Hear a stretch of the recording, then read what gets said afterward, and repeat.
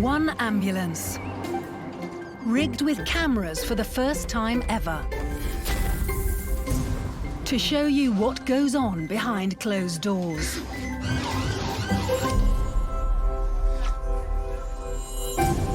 Body-mounted cameras record everything. Oh, it's going to be another 2-hour session of wearing the man bra. Hello, you okay? Have I turned up? Oh, no, I'm not. No, I'm not. Apparently it's going to be a fisheye lens on us and it'll make your face look even fatter than it is. Where's the button, Jamie? It's there. We'll reveal what it's really like So where are you hurting? to be a paramedic. Hello there, Lawrence. Do you know what? High five, yeah, well done, love. We're with the West Midlands Ambulance Service, We get life, we get death. We have a bit of everything. as they deal with 3,000 emergency calls each day. We're not in the Bronx. Yes! Next red one, let's go. Blue light. Taking you right to the heart of the action. You comfy there? Not really. Alright. That's the worst bit over. Almost.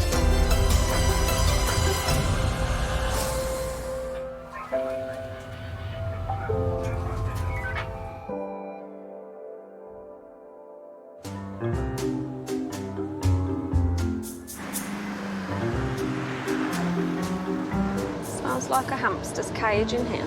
A hamster's cage? Yeah, like sawdust and poo. Thanks.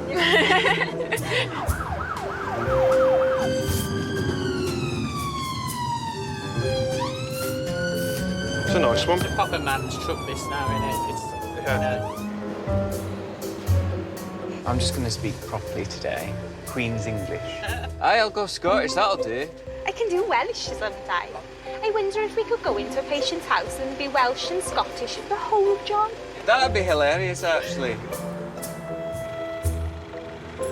Anything's got to be better than our Brummie accent. That's true. That is very true.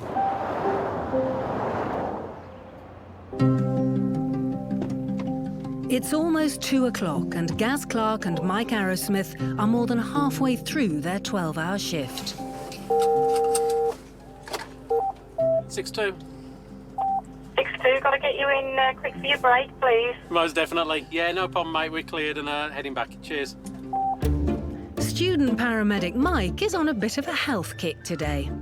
Funnily enough, I was just about to say, I started my diet today because I had granola this morning, like for the first time ever.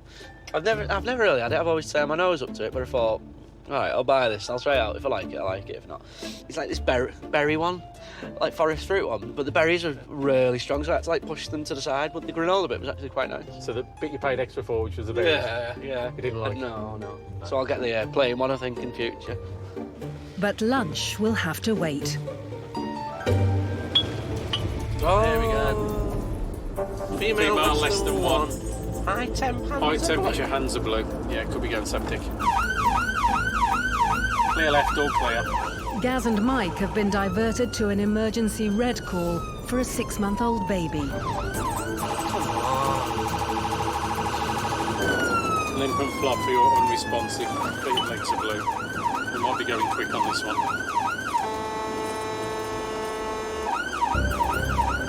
Quickly going that way and across.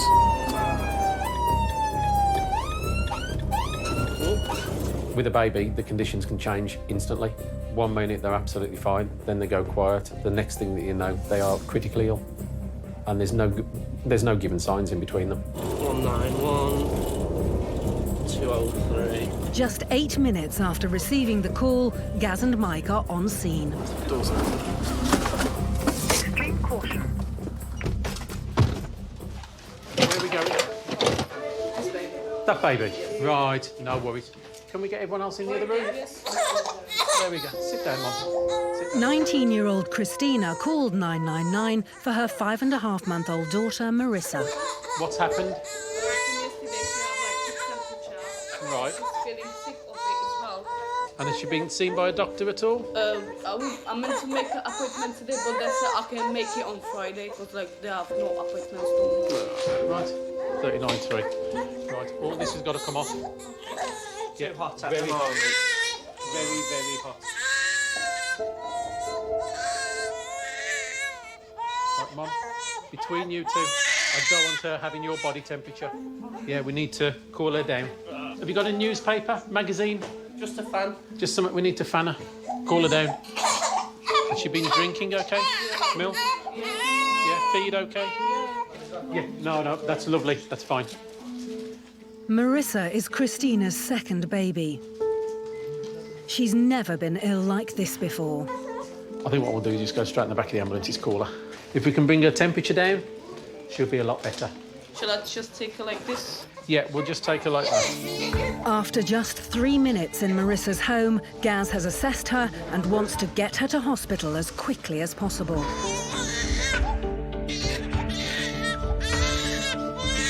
She screams. Good. Yeah. Screaming. We like screaming. Yeah. When a baby's screaming, Mum can get quite distressed. We're looking at the signs that there's an airway, there's breathing, there's going to be circulation. You can't have one without the other. It's almost a sigh of relief. We'll just trundle off normal road speed, but get a bit of draft going. Yeah. We'll start driving, so when it's a bit bumpy, normally it rocks them a bit and sleeps a bit.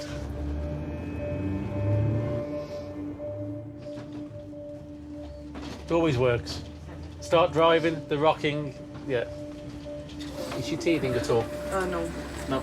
Just crying, can't sleep. Temperature big. Feels warm. Been given a paracetamol. Yes. Still warm. Phone the doctor. Can't get in. No. I know. Hence we're here, but she'll see a doctor in a moment. Marissa has gone completely silent, but she's not asleep, and Gaz is suddenly concerned by her quietness. Standing up in the back. Sorry, mate. Gaz wants to see how Marissa responds to light. A dislike of bright lights is called photophobia, and along with the temperature, it can be one of the warning signs of meningitis. What are you looking at? Then suddenly, Marissa stops reacting to anything. Mike? Yeah? Get us in. All right, mate. Marissa was producing several signs that are of great concern to us. With a small baby, you've got to make a quick decision. Either way, whether it's a convulsion, whether it's hypoxic, lack of oxygen, or whether it's meningitis, that baby's poorly and that baby's going downhill quickly. We need to get into hospital quick. Hi, it's Gaz Clark on 4362. I've got a paed alert for you, please. I've got a 6-month-old. Temperature of 40.5. Right upward stare. No rash, no blanching. Pulse rate of 194. Rests of about 60 to 70. Photophobic, but not responding to looking round as normal. Say upward right stare. No actual convulsions. ETA is only about 2 minutes.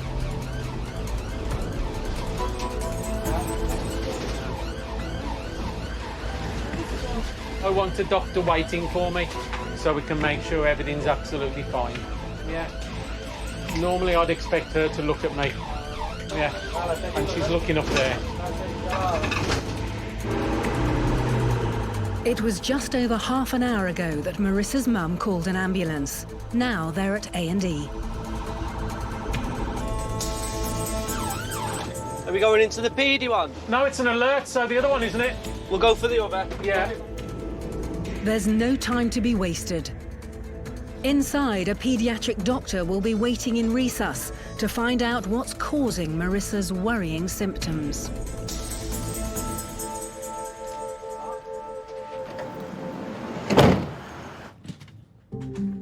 It's 45 minutes before Gaz and Mike are back in the cab and finally heading to their break. But when she went quiet, it's like, what's happening? Staring up to the right. Now, normally you'll click your fingers and, you know, babies look round, don't they? It's like a dog and that. But then, no response. Shine a torch, no response. But with a kid, you can't ask the questions. No. I must admit, smooth driving. Yeah. Yeah, I was just trying to get as fast as we can, really. Blue lights, plenty of diesel. Get them in quick.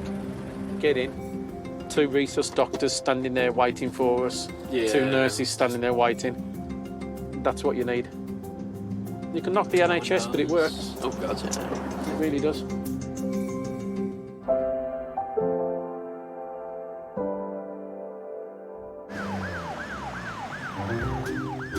Hannah and Michelle are on their first emergency call of the day. Hello. What are you doing? Your day's off. Shells. I've got Ascot on Thursday. Ladies' Day. I'm not a lady. She's a lady. I look like I've been abroad for a week. I mean, look at my nose. It's like peeling and stuff. You'd got the same tan in 2 days that it took me 18 days in Canada and 4 days in France to get. Absolutely fuming. Mad. And I'm a ginge. And you're a ginge? How's that happen? There's no justice in the world, mate. There's none. Today, they've been called to a heroin user, but they don't have any other details. When the only information we've got is heroin user, you know, what we're thinking is what's going to be there, how many people, you know, what drugs are in the room, are there any needles, are the police required, you know, so it's quite daunting going in, especially as a double female crew as well.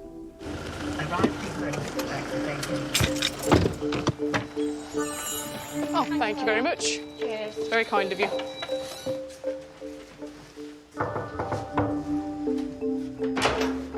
Hello, mate. You all right? Thank you, mate. Their body cameras capture everything firsthand. Hello, sweet. You all right? Inside is 25-year-old Simon, who's bedbound due to a swollen and inflamed leg. His mum called the ambulance for him. Simon, what's been happening there, Simon? Just over the last week. My leg's just been getting bigger and bigger. Okay. And it's hurting even more, and now I can't even walk properly. Okay. Yeah, but... You know what I mean? And I'm in larger pain. Tell him what's happened. And I've had a blood clot before at the bottom of my leg. Okay. And I think that's what it is. Is it the same leg? Yeah, Yeah? that one. Okay. How long ago was that? A few months ago. Okay. So quite recently then, yeah? Yeah, a few months ago. Okay. A blood clot is a medical emergency for any patient, but for drug users, they're more common. Simon was treated with blood thinners for his previous clot. And they give me these injections then. Go in your stomach? Yeah. Yep. How long did you have your injections for, mate? Yeah, they give me 2. Oh, okay.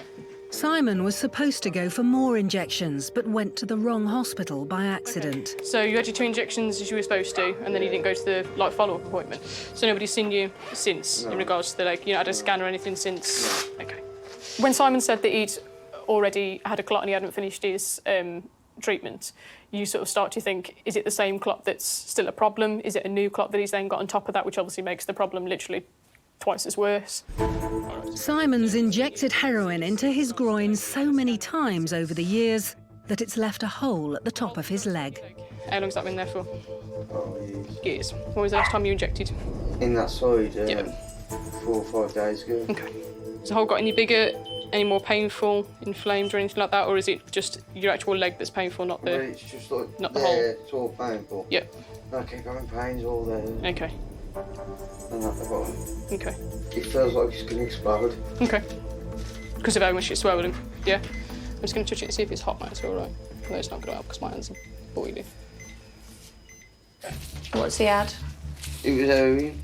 Okay. Is that what you normally have? Well, normally I have more by now. Okay. I can speak for myself. Yeah, no, you lied. I ever lied? You met them tonight. I've just told them that! That one earlier. So when was it then? When was the last time you had something, mate? It was about 12 o'clock, which was this morning. Okay. Just after 12. It wasn't no later than that, Mum. Did you know you saw him in? Daniel! What time did I have that stuff? About 2 o'clock. Mum, 2 o'clock? What? So I was here at 1:30. 2 o'clock it was. Simon started taking drugs when he was just 13. He's my youngest. Is it? And how many times I've told you off the drugs. Never does it to that. Have you had any rehab or anything, Simon? No. Well, From a mother's point of view, it's quite frustrating to watch your own child, you know, battle an addiction to drugs. She certainly didn't want him on drugs anymore. She wanted him to get help and to have rehab. Okay. Have you had any crack today, or you just had the heroin? No, I've had some crack as well. Okay. I think, Simon, given your history, because you've had obviously the blood clot in the same leg before, and now you've got pain further up, it'd be a good idea if we pop you up to the manor so they can just have a look at you, all right? And they might want to do a scan of your leg and just make sure that everything's all right there. Do you think it is a blood clot? Can't say. It needs to scan to be able to tell, scan and blood tests. Obviously, if you've got a blood clot in your leg, it is quite serious because it can move to other, if it dislodges, it can move to other parts of your body, like your lungs, like your heart, like your brain, which is obviously quite a serious thing. Saying that, so I can't get back though. You can't get back. Yeah. All we can do is give you our advice. My advice would be that you come with us now. But it's up to you. Can't kidnap you. I've got no money at all. I ain't going if I can't get back. We care about our patients, or else we wouldn't do it. So when you've got someone that you know there's something wrong and they need to have treatment for it, but they won't come with you, it's frustrating, and it's, you know, it's hard to sort of sit there and go, okay, well, we're going to leave you here, because it goes against everything that we've sort of been taught.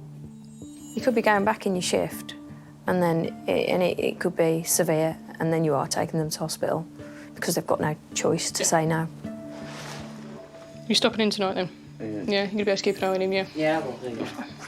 Are you still injecting the heroin, Simon? Yeah. Okay. I was going to say, yeah, stay clear of that one. Like I started before, not going to be 10 minutes in the drugs. You need to kill yourself or lose his legs. Yeah, if anything changes in between now and then, call us back, all right? If not, then get yourself up there tomorrow and get it sorted, all right? Right then, all the best, mate, OK? No problem, that's all right. No worries, take care. After just over half an hour with Simon, they leave him where they found him. I'd like to think that he just gets himself there in the morning. Yeah. Gets it sorted. I mean, his mum did seem pretty sensible, so I feel as though she'll kind of kick him. She'll encourage him to go. I would have been a lot more comfortable if he'd come with us, but you can see his point to a degree. Yeah. If he can't get himself back, he's going to end up being stranded in water, and he ain't walking anywhere on that leg.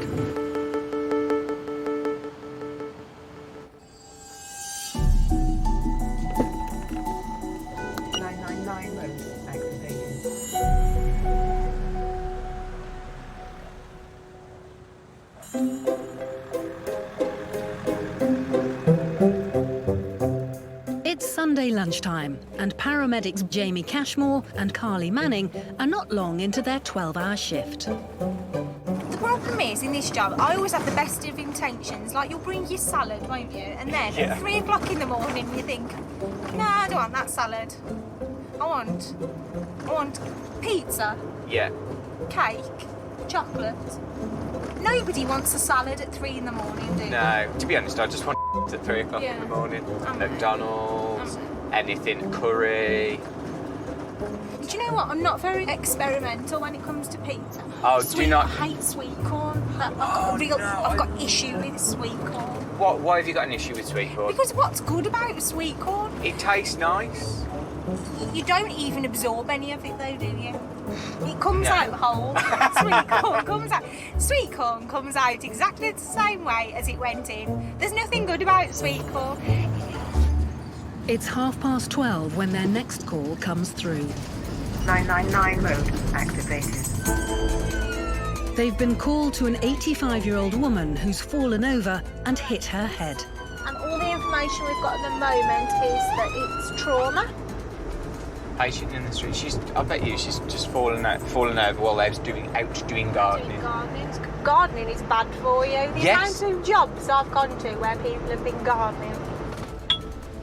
As they pull up, the woman is sitting on the pavement, covered in blood. Hello, sweetheart. All right. Hello, darling. I'm Carly. I'm with the ambulance service. I tripped over the curb. Okay, so what can I call you? Beryl. Beryl. And I was taking my dog around. Is that your dog, is it? Yeah. Beryl was wearing glasses when she fell and has badly cut the bridge of her nose.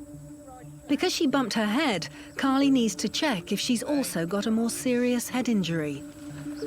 Did you get straight up? You were awake the whole time? You didn't lose consciousness at all? No, I was awake. You were awake? I was awake, Oh. yeah, I know, because I just said to them, I've got my dinner on, cooking. Have you, my darling? Yeah, my husband's at home and he's not very well, so dear. I can't be too long. Have you hurt yourself anywhere else, my sweet? No. You've got no pain anywhere else? No, No. pain in your hips? No, I'm all right. I'm sure if I stood up, I'd be all right. I tell you what. Jobs that are outside, it's difficult to assess, especially with head injuries. They're not in their own environment. There was no one around that knew Beryl. She also was quite focused on the dog and getting home to her husband. I suppose it could also have been that she was a little bit agitated as well, wasn't she? That could be the sign of a head injury. Subtle, but it could be. Do you suffer with any medical problems, Beryl? I only have blood pressure a bit. High blood pressure or low blood pressure? High, just a bit. OK, let's do your blood pressure then we'll get you out the street. Well, I've got to get my dog home. I want my dog. All right, don't worry. What's your dog called? Buster. Buster. Don't worry about Buster. I do worry about him. Oh, no. He's safe, though, isn't he? Those lovely people are looking after him. Can I just get to your arm, my darling? Is that all right? Does this... Oh, that comes up, doesn't it? Lovely. Lovely. Right. I hope this isn't your best coat, Beryl. No, it'll wash. I'll put it in the washer as soon as I get home. 154/90. There we go, I'll take that off. Beryl's blood pressure is indeed high. Are we ready? One, two, three, push Oh. up. Oh, Just lovely. get your sea legs for a minute, see how you feel. Yeah. You don't feel dizzy at all now? No. Feel OK? Yeah, OK. OK. Yeah,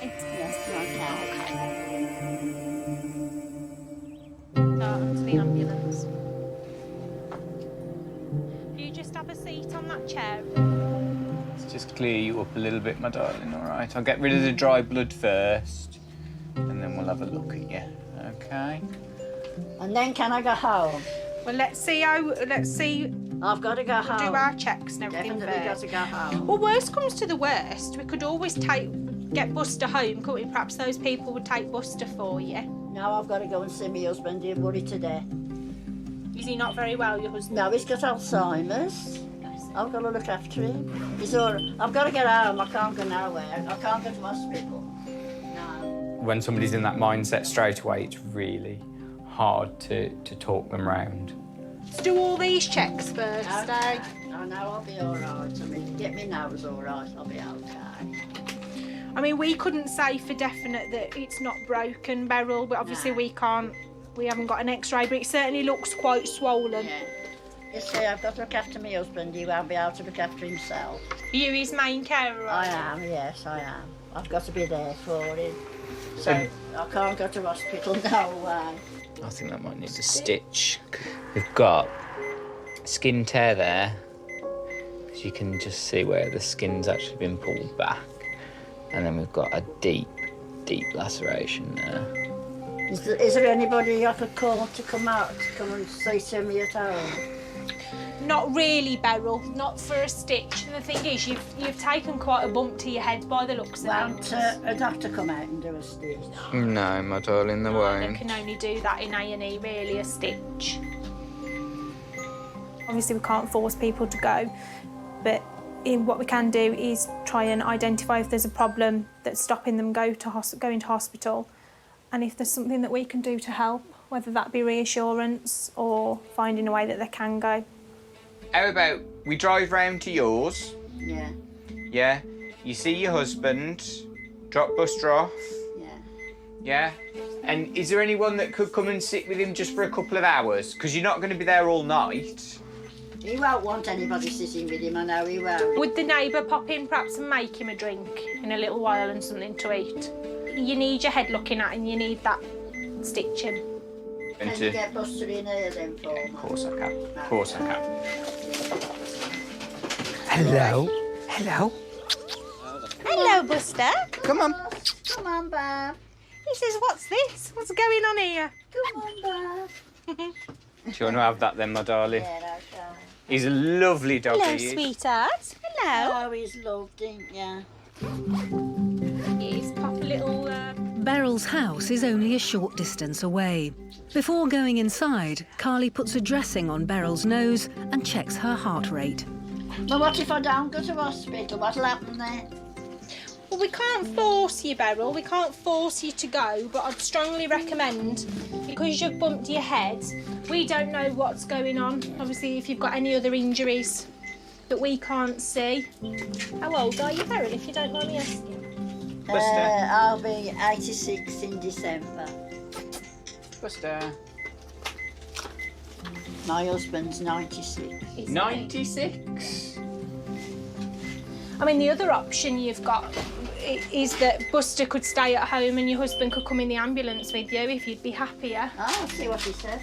I would have to leave you at home, but you'd be all right, though, wouldn't you? Do you want a hand? Up another curve. I should be frightened, the bloody curve. Yeah.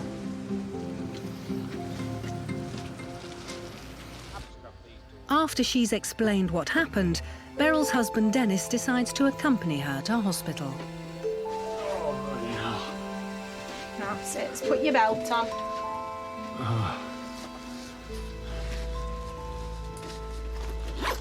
We ain't gonna trust you to do anything to I hope not. No, fingers crossed. Do you think you could do with some help at home? Yeah, I could think. We can try and organise someone. A lot of people of the older generations are that headstrong that they don't want to accept the help and they don't want to need the help. It's how you approach them and it's how you get them to see it as a positive thing. It's not that bad. Okay. You've not had any paracetamol in the last few hours? No, I haven't. No. And you're not allergic to anything? No. Only me. Oh, I'm sure that's not true. And you haven't managed to have a shave yet, have you? There is a lady who comes and gives him a wet shave. Given her high blood pressure, Carly monitors Beryl throughout the journey to hospital in Walsall. Where are you going? Blackpool. Oh, It wouldn't that seems be- like it, don't it? Wouldn't that be lovely today, Dennis? Walking along the front with our sticks of rock and candy floss. Are we here? We are.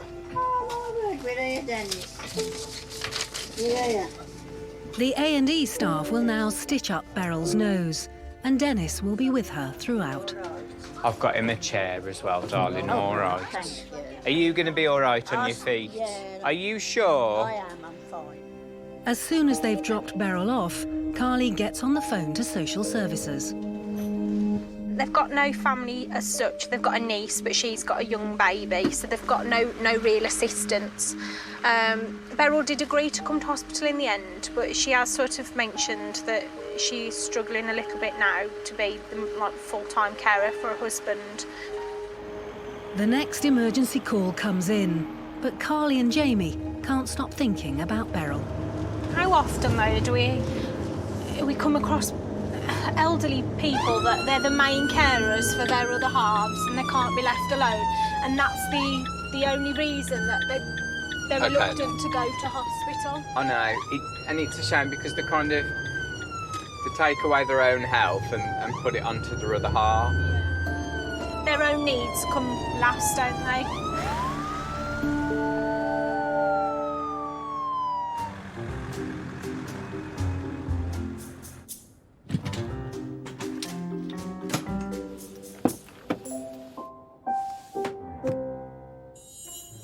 The emergency services are fire, police and coast guard. We don't get to retire at 55. We're an essential service. So at the moment you're going to have two 64-year-old paramedics carrying a 20-stone, 18-year-old lad down the stairs. Have more medication than the patient. Yeah. People of our generation are a bit more forthcoming in dialing 999, aren't they? You imagine in like 20 years' time, 999 is going to be used like 118, 118, isn't it? Yeah. The fact that you can do a whole shift at work sometimes, or even a whole 4 shifts at work sometimes, and if you hadn't have turned up, it wouldn't have made a difference to anyone's life. I like going out and helping people. Don't we all? That's why I joined the ambulance service, that's why I wanted to be a paramedic. It's past your bedtime, you're getting cranky. You think?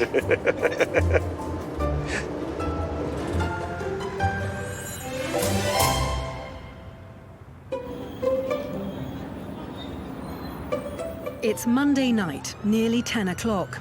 The blue lights may be on, but Debbie Woodcock and Gaz Clark are looking ahead to their days off.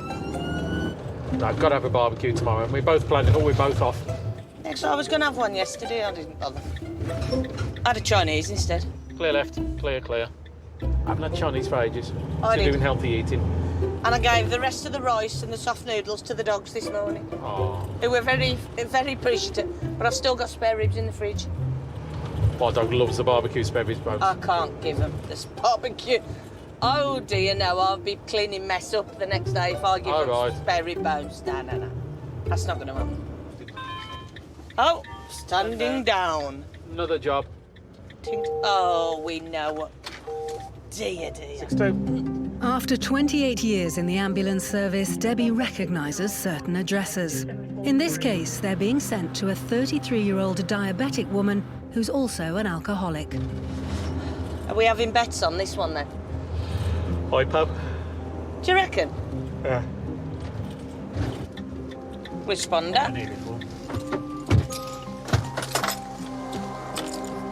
Hello there. Right. Gaz is right. It is a hypo, when a diabetic's blood sugar gets too low. They arrive to find the patient, Hayley, is unconscious.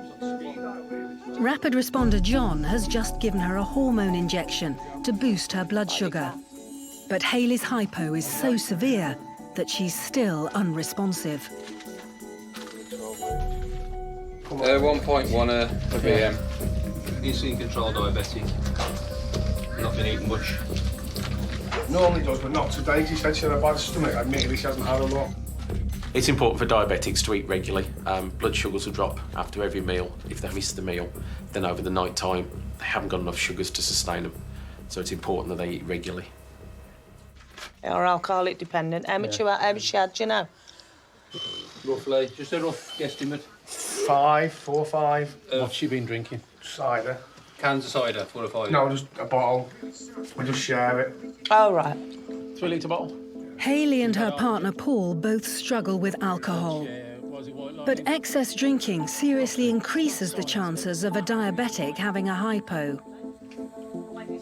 A lot of alcoholics, because it has such an effect on the blood sugar, they don't manage their diabetes. People who've had it since they were younger and they've started drinking at a young age, they just don't manage it at all, do they? No. It's just terrible. It's now 5 minutes since the injection, and Hayley should start to come round any minute. Hayley, I'm just going to pop these stickers on your chest, sweetheart, all right? Hello? Hello, it's the ambulance service. All right. Just pop these stickers on you. She just opened her eyes. Yeah. She's starting to come round, isn't she?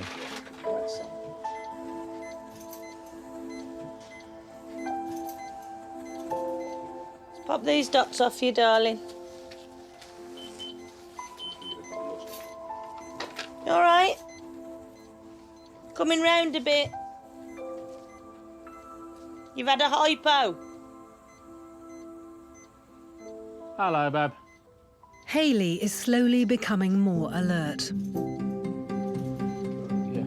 From the moment her attack started, her cat Tigger has been with her on the bed. I can tell when as well, because he can obviously, because cats can smell the diabetes. He'll go and sit near her, and I get on. As blood sugar levels go up or down, it causes changes to the body's metabolism, which can alter how a person's sweat or breath smells. Animals, what, 100 times stronger than our sense of smell? Yeah. So with her, it was sat on her chest, wasn't it, in the face? And that's how they knew that she's having a hypo. Hayley is conscious and eating a sandwich to bolster her blood sugar levels further, but she still can't speak.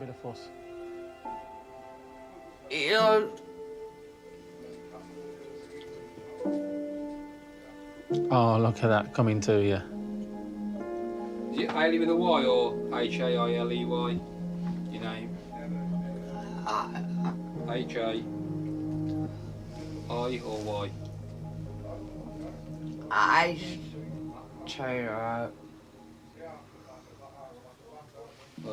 We'll get there in a minute. 9 minutes and a mug of sugary tea later, they try again. Hayley, is your name H-A-Y-L-E-Y or H-A-I? They don't love human interaction, but they don't What's your surname? Hayley decides she doesn't want to go to hospital. As long as the sugars are coming up nicely and you're not going to be alone, there's somebody here with you as well. I'm always here. Been together long enough, haven't we? Yeah. But I have my friend with me as well, though. Yeah. Hayley's blood sugar is continuing to climb, and with John in attendance, there's no need for Debbie and Gaz to hang about. Take care, Hayley.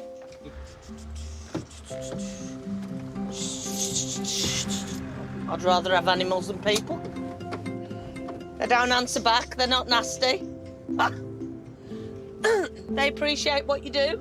Just scratch the back of the neck and they're happy. Yeah. Yeah, that's it.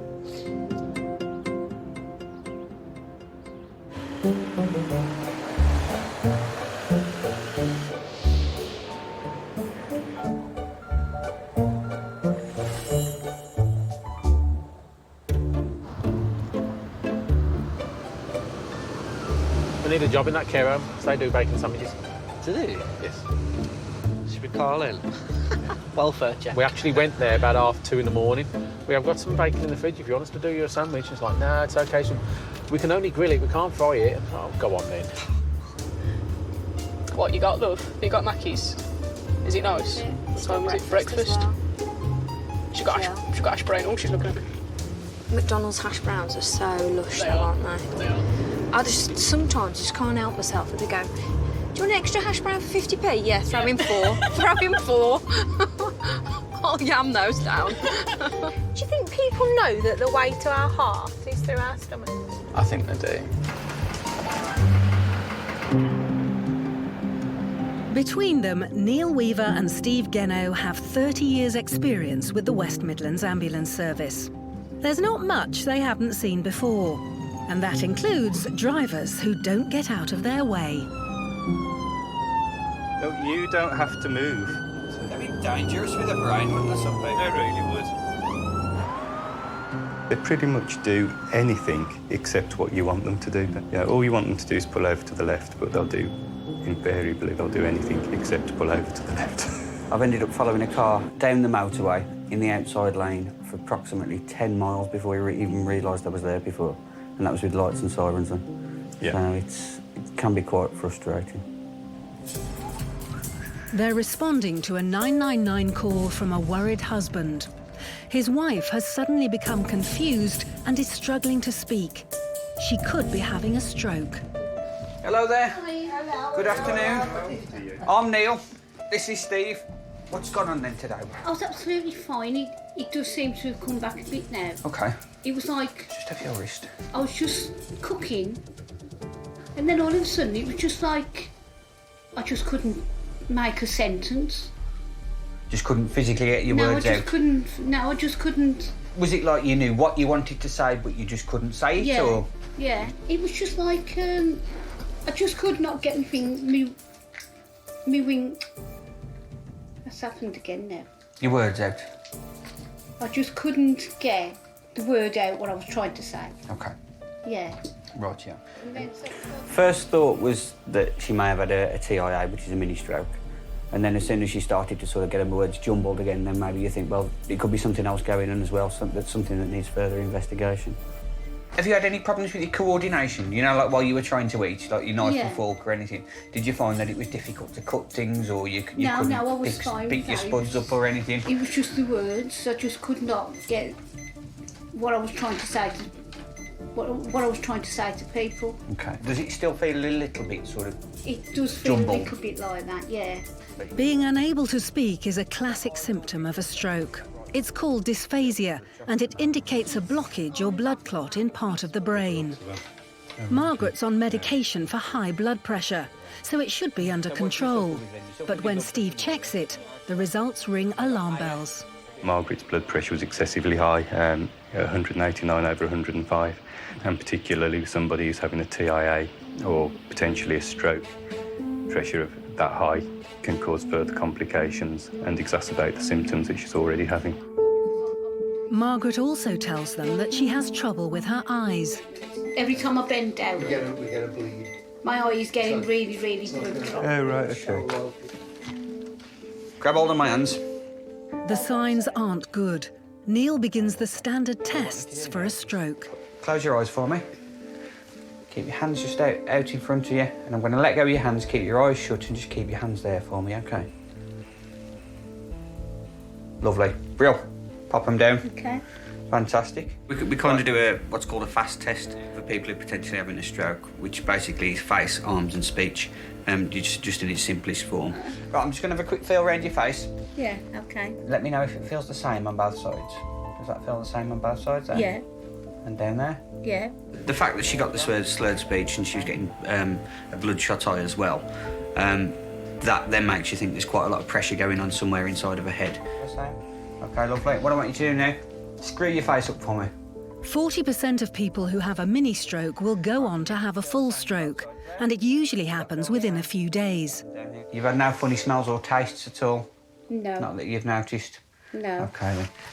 Worst case scenario, that you could be having a little bit of something going on with your brain, a bit of a bleed or something like that. I'm not saying that you are, but worst case scenario. A transient ischemic attack, known as a TIA or mini-stroke, usually only lasts a few minutes and doesn't cause permanent damage to the brain. But they still need to know what's caused it. Lovely, thank you. Here we go. It's just weird, wasn't it? Very frightening, like. Feel that weird. What we need to do is make sure it's not a precursor for anything else that might happen, all right? That's the main reason we're taking you to the hospital, to be honest. Have you been getting any headaches at all recently?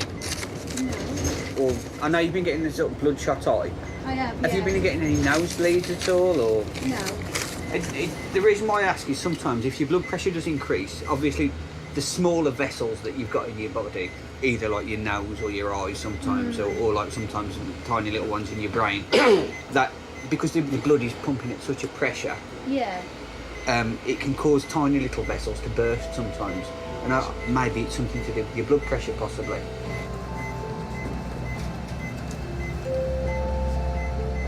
It's just over an hour since Margaret lost the ability to speak while having her lunch.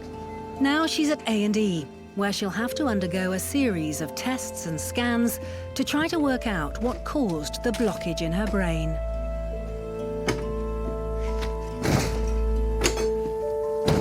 Okay. Wagons roll.